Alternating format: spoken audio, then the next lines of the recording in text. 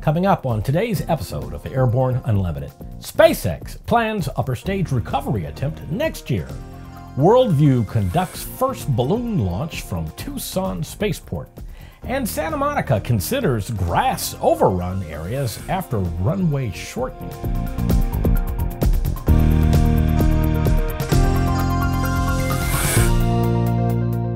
Hello, I'm Christopher C. Odom. It's October 4th, 2017, and this is Airborne Unlimited. SpaceX is planning to attempt to recover an upper stage in a launch attempt late in 2018, according to company president Gwynne Shotwell. Shotwell said that initially the company would try to bring the second stage in for a soft landing in the ocean before attempting to land on its recovery barge. If they can make the second stage reusable, Shotwell said that the company can reduce the cost of launching payloads into orbit by an additional 30%. Second stage recovery is considered crucial to achieving Elon Musk's goal of reducing launch costs by a factor of up to 100. The first launch of a Worldview Enterprises stratospheric balloon from Spaceport Tucson took place last weekend, marking the beginning of operations from the facility. The launch pad is adjacent to the balloon company's manufacturing operation. This milestone launch signals the operational opening of the global hub for commerce and science in the stratosphere, said Worldview founder and CEO Jane Pointer. Spaceport Tucson, the first ever purpose-built stratospheric launch facility in the world, is now open for business. Worldview Enterprises said that the FAA had recently granted a certificate of authorization allowing Worldview to conduct launches from Spaceport Tucson. Prior test flights have been launched from rural areas and included a multi-day test flight that carried a chicken sandwich as part of the promotion with KFC. The company plans to offer flights of commercial payloads and eventually tourist flights that will carry paying passengers to the edge of space under the balloon.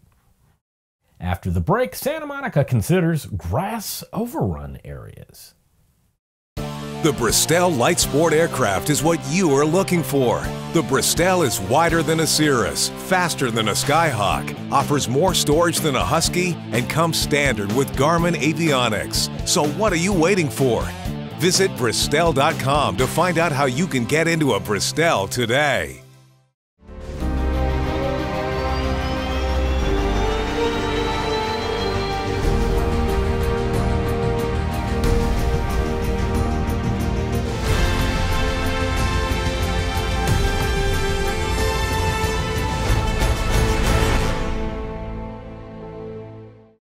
Concorde's recombinant gas RG series sealed battery technology produces a high-performance battery with the advantages of being pre-tested and fully charged at the factory. Find out more about Concorde's entire line of batteries at www.concordebattery.com. Concorde, the heart of your aircraft. Welcome back. If you'd like to be a supporter of Airborne Unlimited, send an email to jim@aero-news.net. A messy situation continues to be more convoluted by the day. Santa Monica is considering using a process called hydro-seeding to grow grass where 1,500 feet of runway is slated to be removed. Installing the grassed overruns at each end of the runway where the concrete will be removed would add $3.44 million to the project, bringing the cost to some $7 million. The city had apparently not considered what to do with these areas when it approved funding for the runway shortening. A report, Options for the Removal of Excess Runway Pavement at Santa Monica Airport, was presented to the city last week. Options range from $3.44 million to $5.7 million. With grass being the least expensive, that price does not include a needed irrigation system. The city said the airport does not currently have runway safety areas at each end of the runway, and so it does not meet FAA safety standards. Airport advocates dispute that.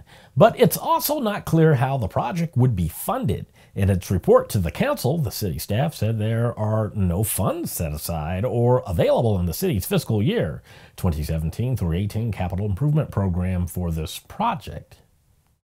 With some 3,000 Aero-TV programs webcast to cyberspace, sometimes it can be fun to look back and enjoy some of the places we've seen, the flyers we've met, and the planes we've flown.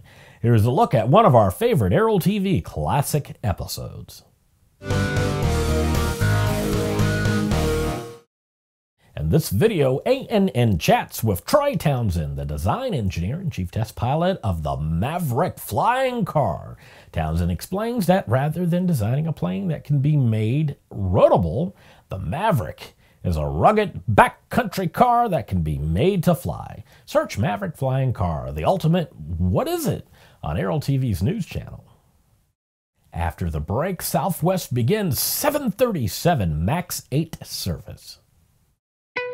There's a difference between charting a steady course and pushing for the ceiling. And for nearly a century, Hartzell Propeller has been defining that difference. It's in our passion for engineering and research and our dedication to testing the limits of performance. We are built on honor. We are Hartzell Propeller. Build and flying with the most exciting line of kit aircraft on the market, the Sonex Aircraft B models. The B models offer more room and comfort, more fuel, more panel space, more engine choices, and the same great Sonex Aircraft flight characteristics. Learn more at sonexaircraft.com.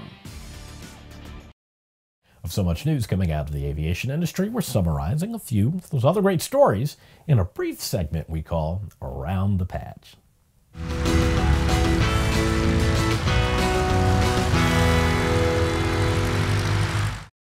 Southwest Airlines achieved an aviation milestone Sunday by becoming the first airline in North America to offer scheduled service utilizing the Boeing 737 MAX 8 aircraft.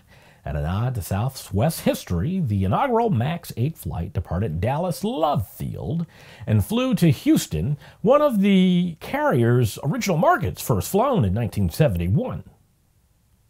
Blair Nimmo, Jim Tucker, and Mike Pink from KPMG have been appointed joint administrators to Monarch Airlines Limited.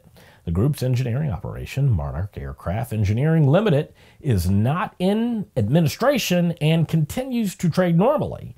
As a result of the insolvency proceedings, Monarch Airlines is no longer able to fly as its air operating certificate has been suspended. A USMC Osprey tilt-rotor aircraft made a hard landing in Syria late last week, resulting in minor injuries to 2 Marines on board. The Marine Corps Times reports that enemy fire was not indicated in the accident involving the Marine MV-22B aircraft, according to military officials. 2 on board were evaluated for non-life-threatening injuries and quickly transported to a medical treatment facility where they were seen and released. Zetta has announced that the U.S. Bankruptcy Court for the Central District of California approved the U.S. trustees and its joint request to appoint a Chapter 11 trustee.